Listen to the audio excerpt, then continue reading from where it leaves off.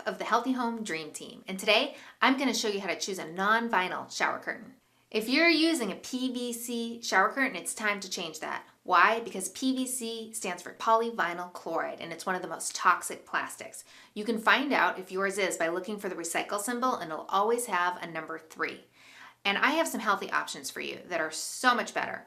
Number 1, you can go with organic cotton, which is not going to be using chemical fertilizers or pesticides, and you may or may not use a liner with that. Another great example is linen. Same thing goes for that. Look for certified organic, and depending on where you buy it, you may or may not use a liner with that. But my favorite of all the options is hemp. And the reason that I love hemp so much is it's naturally resistant to mold, mildew, and bacteria. Plus, it's machine washable, which makes life so much easier.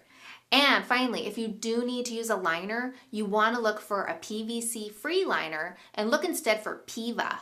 This is actually chloride-free, and it's not going to off-gas those nasty chemicals like you get with PVC. Phthalate-free, healthy for you, and it's waterproof.